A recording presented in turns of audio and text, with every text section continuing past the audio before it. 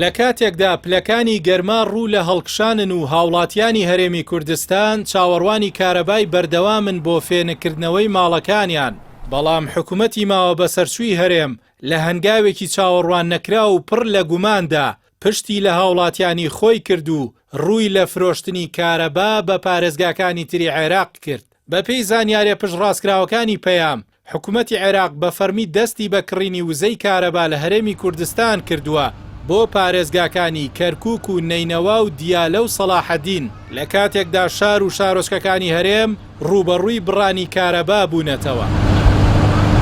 کەرکووک ڕۆژانە نزیکەی 400 مێگاوات کارەبا لە ڕێگەی هێڵەکانی هەولێر و سلێمانیەوە وەردەگرێت کە بووەتە هۆی ئەوەی کاتژمێرەکانی پێدانی کارەبا لەو شارەدا بگاتە 18 بۆ 20 کاتژمێر. هەروەها پارێزگای نەینەوا 300 مێگاوات و دیالەش 120 مێگاواتیان پێدەدرێت کە ئەمەش ڕووناکردنەوەی شارەکانی عێراقا لەسەر حسابی تاریکردنی ماڵی هاوڵاتیانی هەرێمی کوردستان.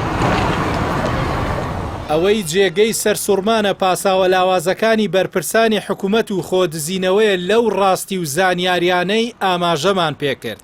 هەر لەو بارەیەوە جێگری بەرپرسی بەڕێوەبەری نووسینگەی سەرۆکی حکوومەت بە ئاشکرا دان بەوەدا دەنێت کە بەشێکی کارەبای هەرێم بە بەغداد دەفرۆشرێت، بەڵام بۆ داپۆشینی ئەم ئابڕووچوونە بازرگانیە کێشەکە دەخەنە ئەستۆی بەرزبوونەوەی خواست بۆ بەکارهێنانی کارەبا لە مانگی حوزەیراندا.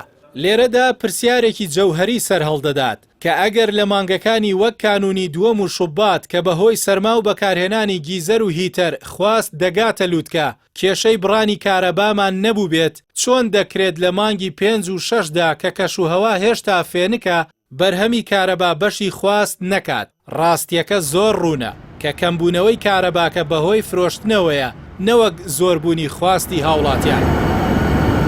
ئەم سیاسەتە تەنها کارەبای نەگرتووەتەوە، پێشتر غازەکەش هەمان چارەنووسی هەبوو کە قەیرانێکی گەورەی بۆ خەڵک دروست کرد. ئێستا گەیشتوینەتە قۆناغێک کە هاوڵاتیان بە گاڵتەجاڕیەکی تاڵەوە دەڵێن تەنها ئاو هەواکە ماوە بیفرۆشن و خەڵکی هەرێمی کوردستانی لێ بێبەش بکەن.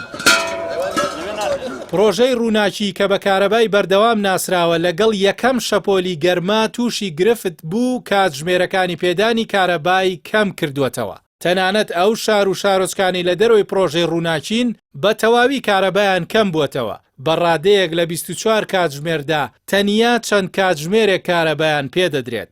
دەستبردن بۆ کارەبا و فرۆشتنەوەی بە دەرەوەی هەرێم لە کاتێکدا خەڵکی تامەزرۆی ڕووناکی و فێنکەرەوەن نیشانەی حکوومەتێکە کە زیاتر لە قاچاقچیەکی سیاسی دەچێت نەک خزمەتکارێکی گەل. ئەم حکوومەتە ماوە بە سەرچووە نیشانیدا کە لای ئەو هاوڵاتی تەنها ژمارەیەکە لە دەفتەری حساباتدا و بۆ دەستکەوتنی چەند دۆلارێکی زیاتر ئامادەیە یاری بە ژیان و ئارامی ملیۆنان هاوڵاتیەوە بکات.